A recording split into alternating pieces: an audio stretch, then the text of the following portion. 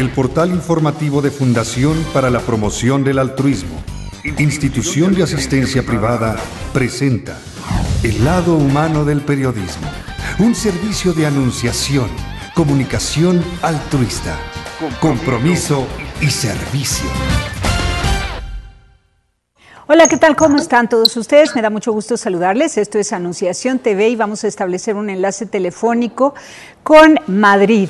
Para mí ha sido todo un hallazgo, un descubrimiento, una revelación encontrar a Sara Pérez Tomé Román. Ella es directora fundadora en Gabinete y Asesoramiento y Orientación Sofía.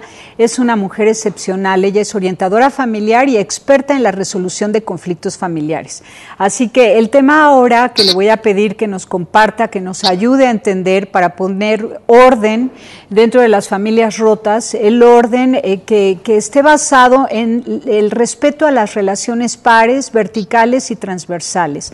Tenemos familias rotas, muchas aquí en América Latina, pero creo que aún en ese, pues en eso que queda, en ese resto que hay en nuestro hogar, donde se siente la ausencia de los que faltan, podemos de todas formas recuperar el orden y a partir del orden la paz y el desarrollo humano en cada uno de los miembros de la familia. Sara Pérez Tomé Román, directora fundadora de Gabinete para el Asesoramiento y Orientación Sofía. ¿Cómo estás? Me da muchísimo gusto saludarte. A mí también. ¿Qué tal estáis? Buenos días. Gracias, encantada, buenos días. Un placer de estar con vosotros. Este canal de televisión por internet es sobre todo con temas relacionados respecto de la actividad altruista de las organizaciones de la sociedad civil. Y tú me decías antes del corte, perfecto, porque la familia es una ONG, la más importante. Explícanos esto. Bueno, si en la familia la consideramos como el núcleo familiar donde se está por lo que se es y no por lo que se tiene, y se apoya en lo que te falta y no en lo que puedes dar, lo normal es que tengamos mucho en común con cualquier voluntariado, y es más, es un negocio roto. O sea, cuando alguien se casa, no se casa para hacer un negocio ni que para que vaya a ser una empresa rentable, porque estaría mal enfocado. Eso quiere decir que la mejor ONG desde la historia de la humanidad es la familia. Claro. Luego ya nos hemos inventado otras. Y entonces, aprovechando que dices, uno no se casa para hacer negocio, danos luces al respecto para las siguientes generaciones. ¿Cuál sería la motivación honesta por la cual una persona toma la decisión de casarse con otra?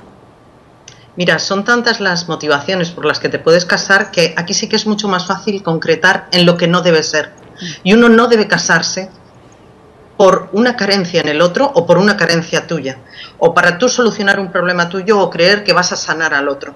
O sea, ni por un interés personal ni económico, ni por una carencia personal y económica, porque el matrimonio no sana lo que está mal antes. O sea, la familia es igual que hemos dicho que es una microsociedad dentro de una macrosociedad que es el mundo, está basada en relaciones familiares de personas emocionalmente estables. La gente, si no se encuentra bien, no puede formar una familia, no debe formar una familia, ni buscar a alguien que le ayude a formar esa familia porque él solo no puede. De hecho, tampoco es bueno que una persona crea que sus problemas se van a resolver cuando se case, como si fuera el kilómetro cero de su salud mental. Eso está mal. ¿Por qué? Porque tú tienes que ir estable y emocionalmente, digamos, entero, a entregarte para mejorar al otro, no para que el otro solo te mejore a ti. Entonces la única manera de que podamos tener claro es que si tú no estás bien, no debes buscar una pareja para casarte, solo necesitas estar bien para empezar a enamorarte. Si tienes problemas afectivos, resuélvelos primero y luego busca a alguien con quien poder casarte. Y esto es muy importante, por eso que la orientación familiar cobra vida y mucha importancia en estos tiempos, porque las generaciones que nos siguen y que podrían ser los que aspiran al matrimonio, tienen que curarse de muchas cosas del pasado, muchas cosas de estas familias rotas donde ellos han crecido, porque papá y mamá se han separado. En México al menos el 60% de las familias son rotas, la mayoría de los casos son mamás solas con hijos, ya sea porque ellas nunca se casaron o porque hay abandono o separación o divorcio. Entonces hablamos de que los jóvenes, el 60% ha crecido sin la presencia del padre y con muchas carencias afectivas, con mamás con problemas emocionales muy fuertes, con carencias afectivas, sin el consorte que le dé pues ese acompañamiento para disfrutar la vida sanamente, etcétera. De manera que si no hay que casarse ni para sanar al otro, ni para sanarse uno mismo, y antes debemos estar casados, solo de eso depende el primer tipo de relación, que es para lo cual yo te invito a platicar con nosotros hoy, sobre las relaciones de pares, de entre pares, de verticales y transversales. No habrá relación entre pares si la mujer toma pues la posición de madre del marido, ¿no? La que lo va a sanar, la rescatadora, o viceversa. Si el hombre va a ser el papá de la mujer, va a ser su salvador y su rescatador. Eso no puede ser. Esa es una carencia efectiva, ir buscando a un marido que haga del padre que yo no tuve, o una mujer que haga de la madre que yo no tuve. Esa es una de las principales carencias. ¿Por qué? Porque ese mal que ocurre del 60% de las parejas es una epidemia mundial. O sea, las rupturas familiares han intoxicado el mundo. Y además de tal manera que parece como que en cuanto hay el menor problema en una familia es que ya nos toca separarnos, no nos entendemos, y esto ha llegado a su fin. Hay demasiada predestinación a la ruptura familiar en el mundo en el que estamos, precisamente por la cantidad y la frecuencia de parejas que han llegado a romper su matrimonio. Pero lo que tenemos que tener claro es que el sistema familiar, o sea, cuando alguien decide casarse con otra persona, entra a formar parte de un nuevo sistema familiar diferente al de sus padres. Entonces, esa elección, tú eliges a una persona y esa persona, tu relación con ella, es una relación entre iguales. Y solo debe ser entre iguales, porque si no hay una relación entre iguales es cuando estamos solucionando problemas afectivos. Si tú estás bien con la otra persona y la otra persona te mejora y tú te mejoras con ella, no estás buscando que nadie te cuide, que nadie te proteja, ni que nadie te salve de tu infancia, sino que estás porque quieres ser feliz con esta persona. Si ya partimos de una buena relación entre iguales, en las familias solo hay dos modelos de amor entre iguales, que es el amor de la pareja y el amor entre los hermanos. Y también los padres muchas veces se cuestionan ¿qué tengo que hacer? Porque mis hijos se pelean mucho, qué horror, ¿hasta dónde debo permitirles o no permitirles que se peleen entre ellos? Yo os diría que igual pasa en las parejas pueden discutir, pero si discuten desde la igualdad no hay problema. Si saben gestionar sus conflictos desde la igualdad, no será un conflicto de ruptura, sino simplemente un conflicto a superar. Con los hijos, entre hermanos, pasará lo mismo. Los hermanos no importa que se peleen, porque es más, de la relación entre hermanos se perfilan las personalidades. Se va diciendo cómo soy yo, en la posición que ocupo en mi familia, si soy el único varón o la única mujer, o estoy en medio de una gran familia y soy la bisagra de todos mis hermanos, soy el mayor, soy el pequeñín. Todo eso hace que tú te perfiles con lo que vas a ser en un futuro. Y además llegarás a la vida adulta a elegir otra pareja, no en función de lo que han hecho tus padres contigo, sino de quién eres tú y quién has crecido desde la igualdad con tus hermanos y con la relación vertical con tus padres. Fíjate qué importante, cuando durante mucho tiempo se habló de que la familia pequeña vive mejor. Ahora me haces pensar con lo que dices que realmente la formación humana depende muchísimo de los hermanos que tengas y que sean muchos mejor. No sé, bueno, ser hijo único, qué difícil. Claro, el ser hijo único podríamos dedicar todo un programa a las carencias que supone para una familia que elige tener hijo único o les es sobrevenido tener solo un hijo. Es un problema muy serio porque les faltan y les vienen dadas unas carencias que no se pueden suplir ni con primos, ni con vecinos, ni con amiguitos. Eso es otra situación de actitud de los padres ante ese hijo, que se sienten... la sobreprotección es inminente porque creen que no tienen repuesto, mentalmente les pasa eso, y además vuelcan todos sus esfuerzos perfeccionistas en ese hijo, haciendo de ese hijo un hombre orquesta. Entonces es un hijo con miedo al fracaso, a fracasar y a decepcionar a sus padres en todo lo que sus padres le están volcando. Y además se corrompe la relación entre pares, porque si el par ahí son el papá y la mamá y se bajan a ser amigos del hijo, porque también sucede que por compensación ellos se bajan a ser amigos del hijo, y entonces son tres iguales, siendo que no son dejan iguales. Huérfano a su hijo. Dejan por mucho huérfano. que quieran a ese hijo, dejan huérfano a su hijo. Pero eso también pasa a veces en las relaciones con más de 2 hermanos. Con que haya uno que sea predilecto de uno de los padres, con que haya un hijo al que se le beneficia por una mala relación entre las parejas, y ese hijo sea diferente al resto de sus hermanos, ya se está intoxicando y ese hijo no está recibiendo el trato de sus padres con la autoridad de ser padre. O sea, ser padre no es algo que se convierta en algo puramente científico y biológico. Podemos ser padre biológico, pero ser padre afectivo es otra cosa. Puedes tener hijos, que eso es ser un padre biológico, pero luego tienes que ser padre. O sea, tienes hijos y eres padre.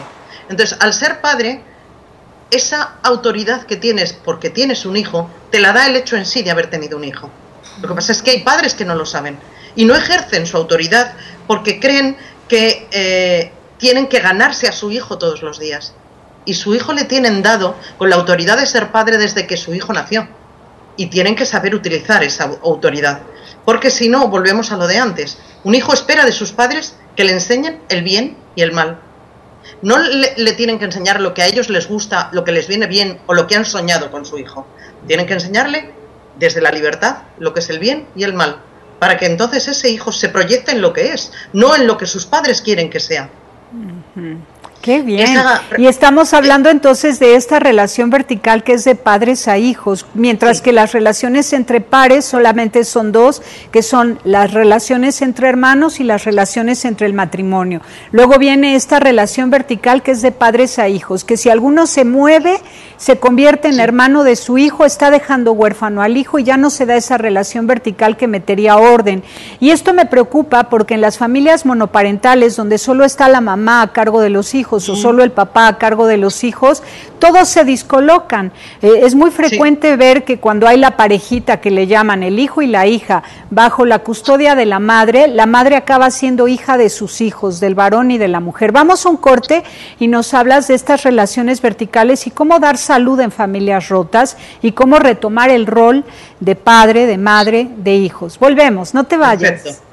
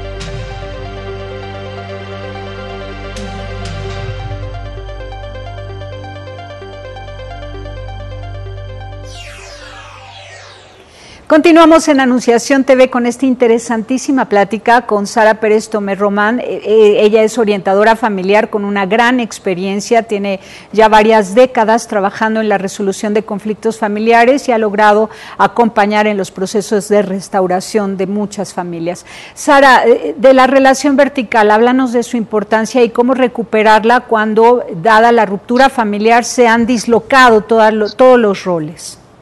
Primero tenemos que considerar que tanto un padre como una madre ausente de sus hijos es un gran peligro afectivo.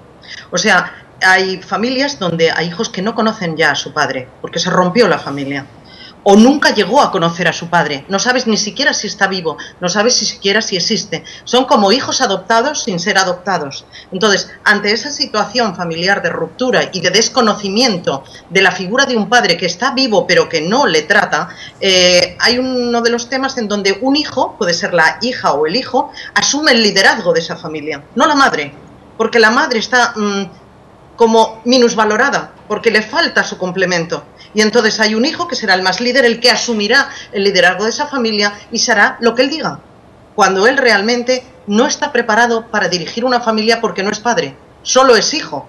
Entonces, ante estas situaciones que ocurren, los padres tienen que saber que muchas veces esos brotes de violencia que ocurren en las familias, esos brotes de padres asustados con sus hijos porque realmente les amenazan, les pegan, llega un momento en el que vivir con un hijo tuyo puede ser una tortura o un calvario, pues muchas veces es porque es el fruto de una ausencia prolongada de uno de los dos o los dos, de tal manera que el otro, como no ha sabido crecer, lo único que entiende no es de autoridad, que la autoridad es algo positivo, sino de poder.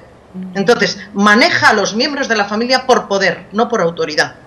Y una familia no se mueve por poder, ni tanto de los padres hacia los hijos, ni de los hijos hacia los padres, ni tampoco entre la pareja, ni tampoco entre los hermanos. O sea, cuando se vea que entre hermanos se maneja el poder y no la autoridad de ser hermano tuyo o la autoridad de ser tu pareja, estamos dando, digamos, aprobación a la posible violencia que va a establecerse en las relaciones familiares, de que vas a actuar porque puedo, porque soy más fuerte que tú, porque te puedo y porque sé que voy a poder contigo, que estás más debilitado.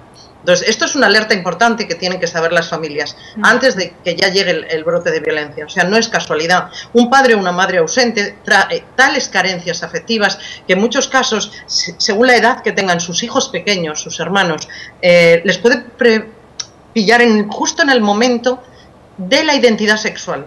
Y, por ejemplo, hay muchísimos problemas de identidad sexual que van derivando hacia problemas y trastornos de sexualidad o de homosexualidad solamente porque no les ha faltado el rol de un padre o el rol de una madre que les identifique con lo que ellos son y con lo que ellos se tienen que sentir orgullosos de ser. Entonces, por eso en la familia es muy importante mantener estos roles verticales y horizontales. ¿Para qué? Para el buen desarrollo afectivo de la posición en la que cada uno debe estar. Qué importante, claro.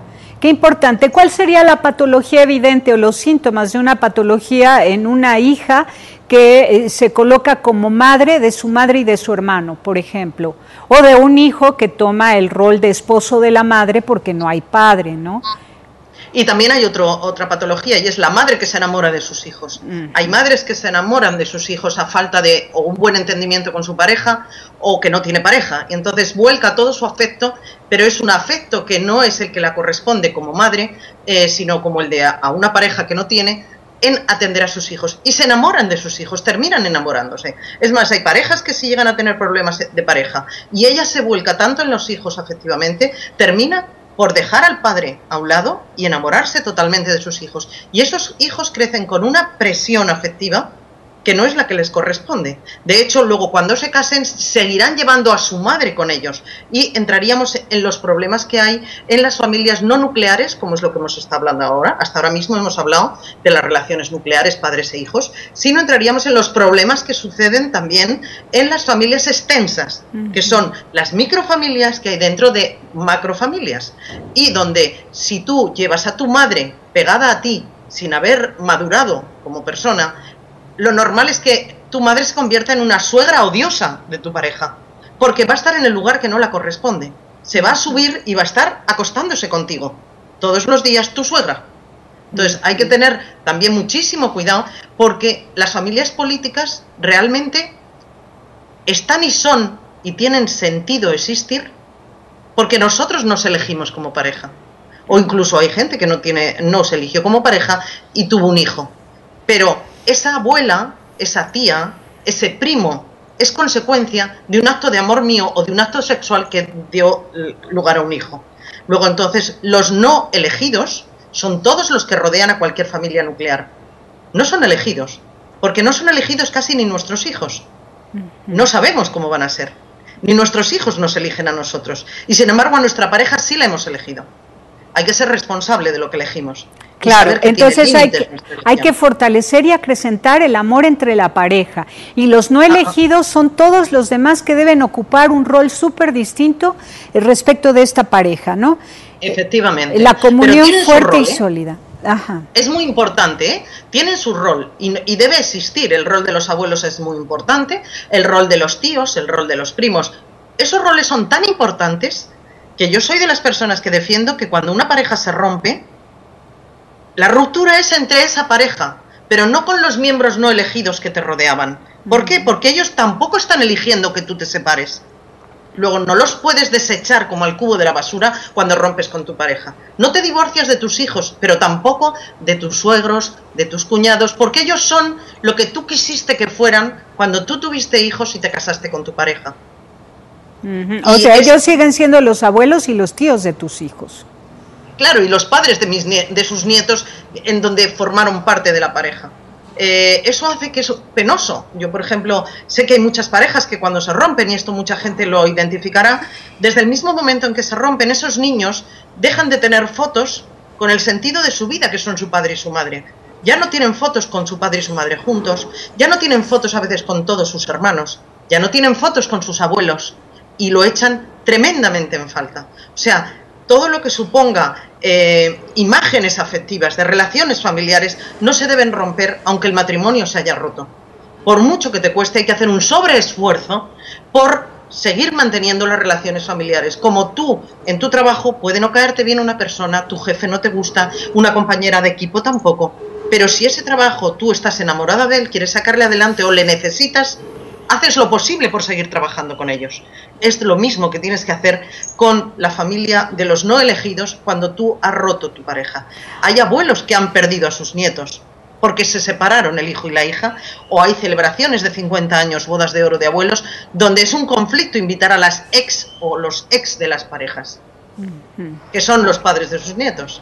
Claro, qué importante lo que nos dices, porque también esto habla de la identidad humana, ¿no? Lo primero que nos enseñan, creo que en encuentros de desarrollo cívico y ético en secundaria, en preparatoria, es la historia familiar, el árbol genealógico, recuperar pues algunos recuerdos con el abuelo, la abuela, los primos, los tíos, y si vamos marginando a nuestros hijos, separándolos de la familia política, porque te has separado del padre de tus hijos, entonces vas haciendo que ellos supriman incluso en la memoria los recuerdos más lindos y que les han dado identidad y que les han forjado como personas.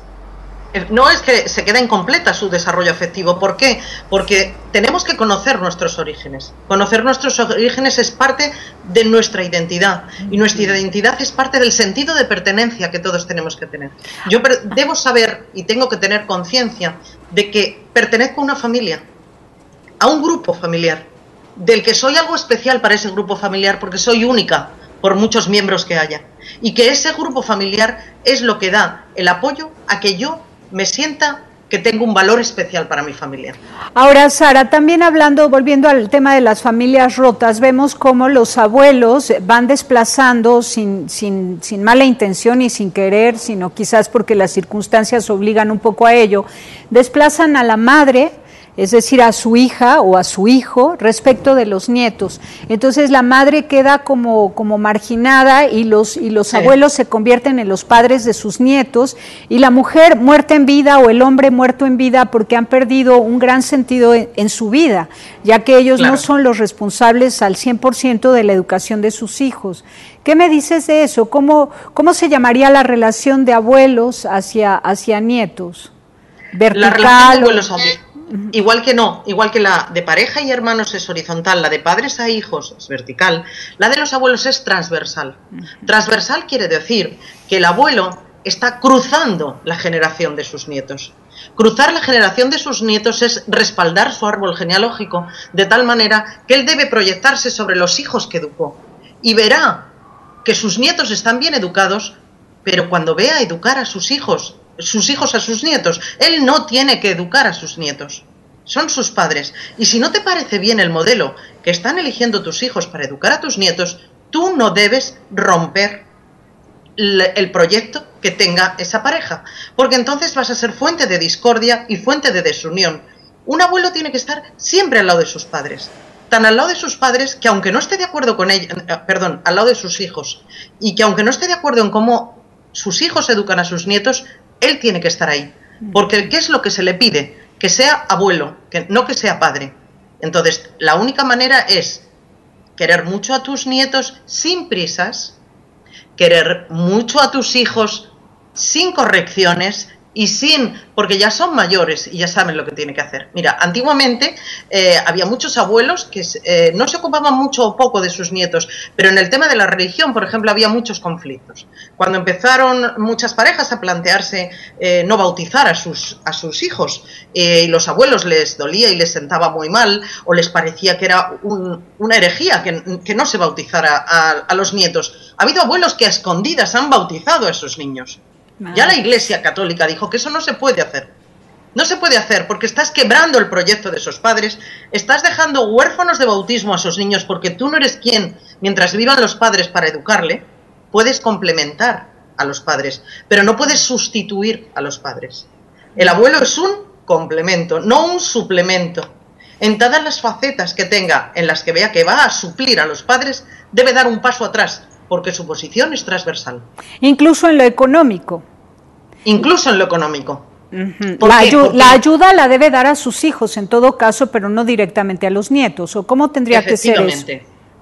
Primero no debe dárselo a los nietos, pero además hay que tener cuidado. ¿En qué se da el dinero? Porque por lo menos en España hay una frase bastante real que es el que paga manda.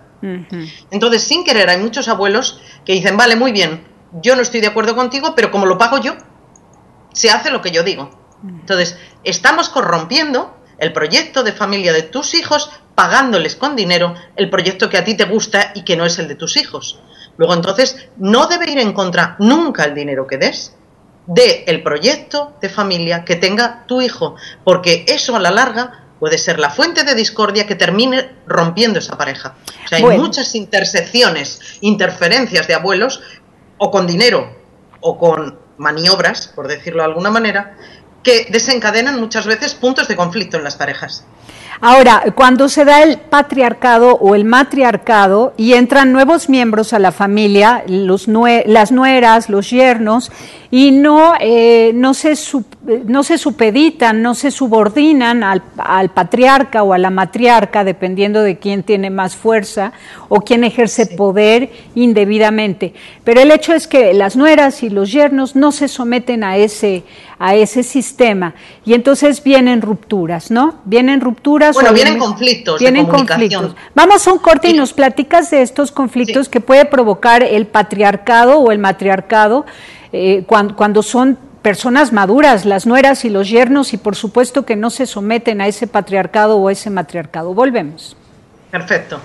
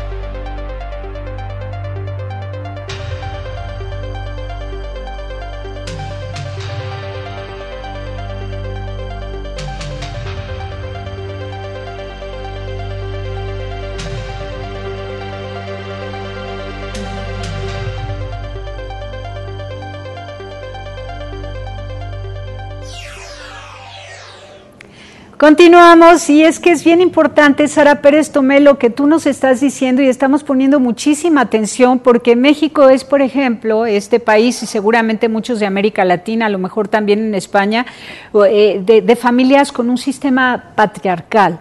Y entonces finalmente, de algún modo se entiende que es el patriarca el que va a darle la bienvenida o el rechazo a las nueras o a los yernos, y no solo de sus hijos, o sea, no solo a los esposos y esposas de sus hijos, sino también de sus nietos. Y todo aquel que no entre a ese sistema y no se convierta en subordinado de ese sistema, va teniendo rechazo social, no solo de parte del patriarca, sino un rechazo espontáneo de parte de todos, porque hay un enganche afectivo y patológico de todos los miembros de la familia hacia el patriarca. Esto, ¿cómo lo explicas tú profesionalmente, o cuáles son los síntomas, o cómo se corrige? Sí, mira, sí es verdad que eso también existe aquí. Existe aquí porque hay parejas, o antiguamente había una cosa que se llama el afán de dominio. Entonces, cuando las parejas avanzan, uno de los dos siempre tiene tendencia a ser más dominante que el otro, ¿vale? Pero tú no puedes dejar que tu afán de dominio se solape con la libertad, ni de tu pareja ni de tus hijos. ¿Por qué? Porque es que entonces estamos entrando en el terreno de ir contra las libertades de las personas, la libertad de su conciencia y la libertad de su vida. Entonces, tú tienes que ser capaz de saber que como patriarca, mientras has educado a tus hijos, y además durante poquitos años, has hecho lo que tenías que hacer. El resto del tiempo hay que aprender a estar en segundo plano. Hay que aprender a estar en segundo plano porque ya el siguiente plano a ti no te toca. Tú eres un no elegido nada más. No eres tú el que has elegido a la nuera, ni debes hacerlo. ¿Por qué? Porque irías contra la libertad de tu hijo, serían los casamientos por conveniencia. Y eso ya se sabe que ni siquiera los elegidos por amor salen bien, los de conveniencia salen mucho peor. Pero tenemos que basarnos en que la familia, si queremos que sea una gran ONG, como hemos empezado diciendo, tiene que ser una gran ONG de suma de libertades, de suma de voluntades. Si las personas no se implican en su pareja, no se implican en la familia a la que pertenecen, no están actuando libremente. Y o simplemente pasan de las personas que les dirigen, o simplemente desconectan y dejan de ser y son padres ausentes por no tener conflictos con su familia política. Entonces, lo que tenemos que saber es que la clave está en los ancianos. O sea, el anciano de la familia o el patriarca es digamos, un órgano consultivo, pero no impositivo. Desde el momento en que tus hijos les has educado en libertad, pueden venir a consultarte, si ellos quieren. Pueden venir a comunicarte, si ellos quieren. Pero no pueden venir a que tú les digas lo que tienen que hacer. Porque tú ya no eres. Sí. ¿En qué momento los padres o los hijos o los abuelos deben ir tomando una nueva actitud en su relación? Es decir, los hijos en esta relación vertical de padres a hijos llega un punto en el que crecen, se hacen adultos, profesionistas, empresarios, toman las riendas de su vida, y ya la mirada de los padres hacia ellos puede ser un poco entre colegas. ¿Cómo se da esta evolución sin que se pierda un vestigio de la relación vertical, ¿no? O debe desaparecer, o llega un punto en el que ya todos somos hermanos y colegas y desaparece la verticalidad, o cómo se da esto? No, lo que pasa es que tú ya eres responsable de otra verticalidad. Esto surge con la independencia de cada persona. Cada persona tiende a ser independiente. Se case o no se case, tiende a ser independiente. Y tú tienes que favorecer que tu hijo, hija, sea autónomo, que no te necesite. Que hay muchos padres que están encantados de que sus hijos les necesiten, porque así los tienen enganchaditos a todas sus necesidades y caprichos, y así les están comprando su voluntad. Entonces tú tienes que buscar todo lo contrario, que tus hijos sean autónomos e independientes. Y eso no es incompatible con el cariño y con el respeto que tienes que tener a tus padres. ¿Por qué? Porque tus padres te han hecho crecer en libertad, pero desde la posición de padres. Tú sabes dónde están tus padres, dónde estás tú y dónde está tu independencia. Otro de los problemas que surgen es cuando hay diferencias entre nueras y yernos con las familias políticas. El gran problema es no respetar los protocolos de comunicación familiar. Lo mismo que yo puedo decirle a mi madre de una noche de Navidad que me parece mal que haya puesto a mi marido en la otra esquina y no haya cenado conmigo el día de Nochebuena, porque para mí es muy importante cenar el día de Nochebuena con mi marido al lado, aunque esté en su casa. Si mi marido fuera a su suegra y le dijera, si vuelvo a cenar separada de mi mujer, no vuelvo a esta casa, sí. ¿Vale? Es lo mismo, pero seguro que el hijo o hija lo va a decir de otra manera, porque aunque esté molesto, no llega a estar enfadado ni se siente impotente con la situación, pero sobre todo es porque la percepción que va a tener de las palabras que usen esos hijos, el padre o la madre, o sea, los abuelos, no van a percibir igual las palabras, si es de su propio hijo, de su nuera o de su yerno. Así que hay una teoría, no crucemos apellidos. Cuando quieras hablar algo que te ha parecido que está mal o que quieres alabar de tu suegra, que se lo diga a su hija o hijo. Cuando hay algo de tu suegro, se lo debe decir el hijo, no la persona que no es de su apellido, porque la percepción va a ser diferente y la respuesta a esa percepción va a ser diferente. Las relaciones familiares tienen una rápida actuación. ¿Por qué? Porque la afectividad es como un cortocircuito muy rápido. Funciona como la luz eléctrica. Tú enchufas y se enciende la bombilla. Entonces, tú actúas y el otro reacciona, ¿vale? Pero todo eso repercute en que se ilumina la habitación. Entonces, de cada acción hay una reacción y una repercusión familiar.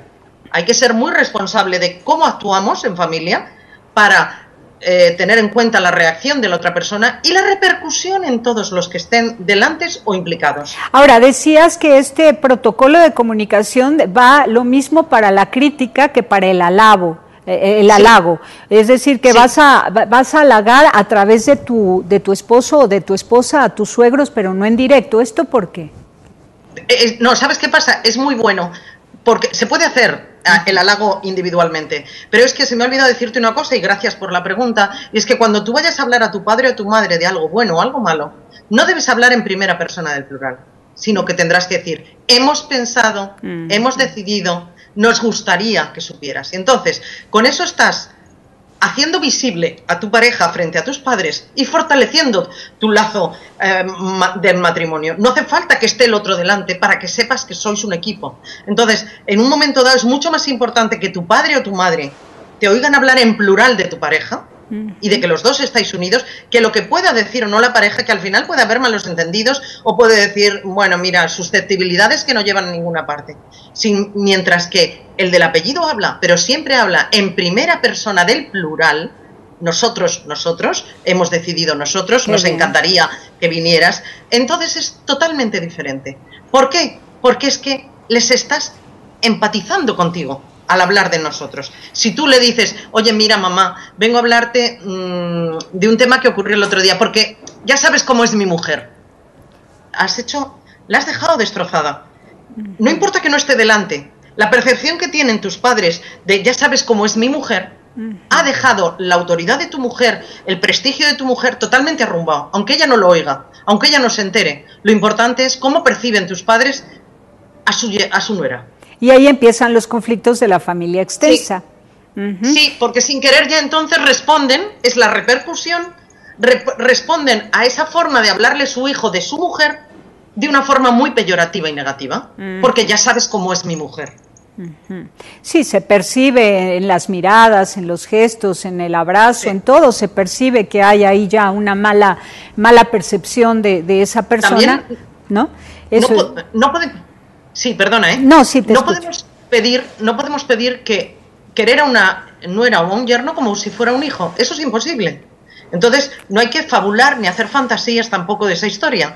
Con que tu nuera o tu yerno la quieras porque es la madre y la mujer de tu hijo, la respetes, la cojas cariño, porque la puedes coger cariño, pero de eso a quererla como un hijo es prácticamente imposible. Ahora, es imposible. Perdón, ahora hay otro conflicto también entre las cuñadas y los cuñados.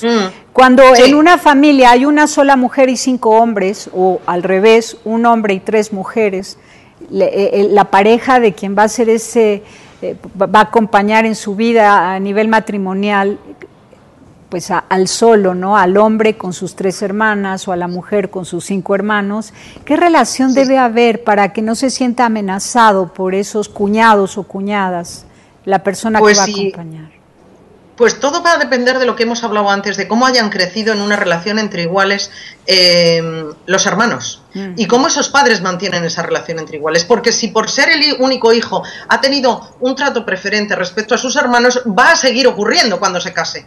Y esa persona se va a sentir o ensalzada o discriminada. Por eso, si los padres viven, ahí es donde van a recibir el mal fruto de una desigualdad entre hermanos. O lo pueden remediar, pero es complicado, cuando ya se ha crecido en desigualdades entre hermanos favorecidas o consentidas por los padres, porque va a repercutir en las cuñadas. Es verdad que las cuñadas, si ya la madre de tus hijos la puedes tomar cariño, entre cuñadas es más difícil. Pero también es verdad que nadie te obliga a querer a nadie, pero sí a respetar. Si existe el respeto, no tiene por qué existir el cariño, pero sí el respeto. Y en el respeto sí puede haber hasta complicidad y sí puede haber una forma afectiva de formar parte de un grupo familiar. No eres tú solo con tus calentones, o no eres tú solo con tus euforias.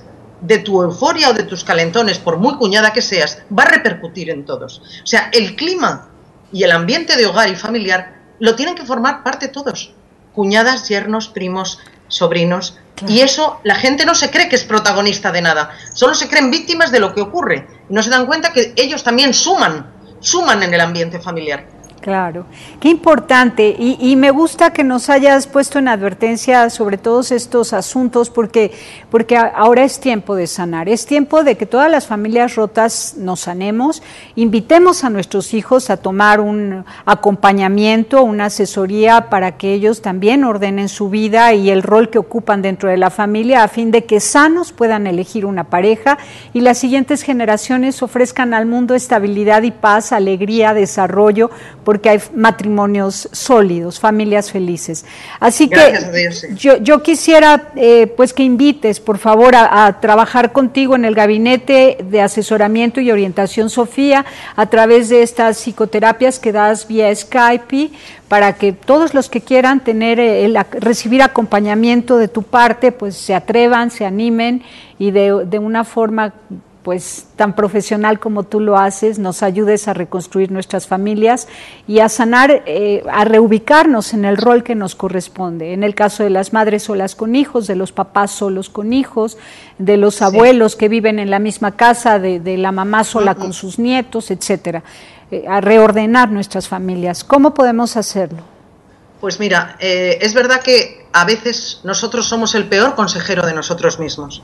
Y en situaciones difíciles es necesario triangular.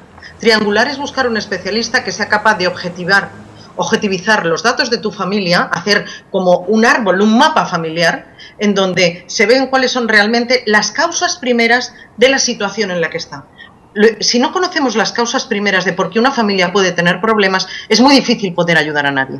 Para eso hay que hacer una verdadera labor de autoconocimiento y de investigación familiar, que tenemos en mi gabinete los recursos suficientes como para que podamos estudiarlos. Se hacen contactos a través de Skype después de que la persona responde, contesta, investiga a un montón de datos, porque lo primero que tiene que recuperar esa persona es su paz interior.